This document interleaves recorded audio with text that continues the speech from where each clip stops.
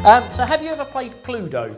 I have. You have? Many years ago. Excellent. All right, that's good, because you're going to need that expertise now. Okay. We're going to play a version. I found this game that's a card version of Cluedo called Detection.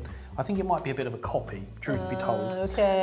Like this. And what happens on here is you have the names and the weapons together, so they can give you less cards. Okay. And I've noticed each one, they're in pairs. They're like in couples. So you have Mr. and Mrs. Stone, Mr. and Mrs. Brown, Mr. and Mrs. Jones, I think, is there. Mr. and Mrs. Smith, Mr. and Mrs. Wood. So, what we're going to do is we're going to have a sort of murder mystery in which you are the star witness.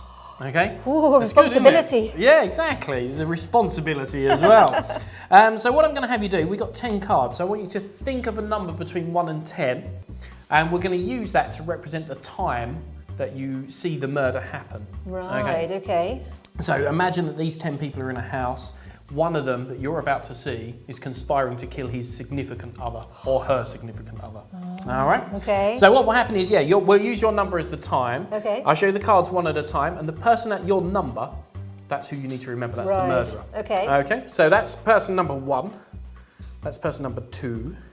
That's person number 3.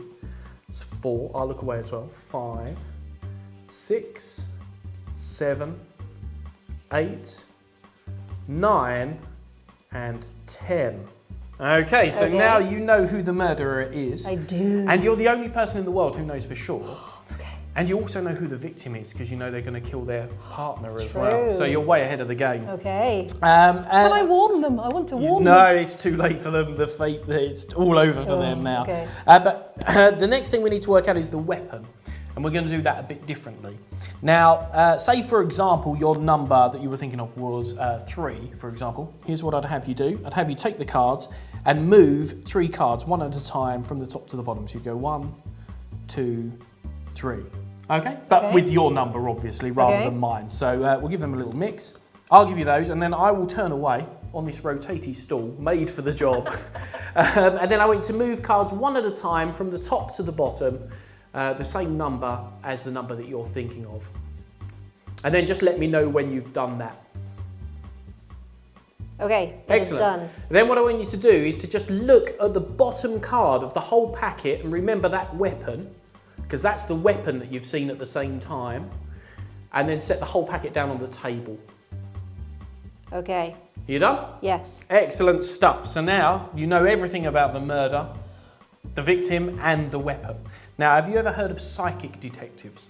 Yes, I have. Is it actually a thing? Apparently, the Yorkshire Ripper was caught by a psychic who, over a map, went, it's him and he's there. No. Yeah, Oh, so I didn't know that. I don't know if that means he was rubbish or if the police were not very good either. I don't know. However you look at it, something went wrong there. But I'm going to try and be a psychic detective and pick up the information of this murder. Okay, so these are going to be my clues.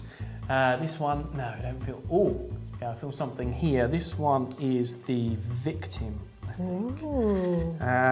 Yeah, so I got very dead vibes from there. Let's have a look here. Nothing. Oh, bad vibes from that one. That's the murderer, I reckon. No. And the weapon now. Let's go for the weapon. This doesn't always work, but I think it's here.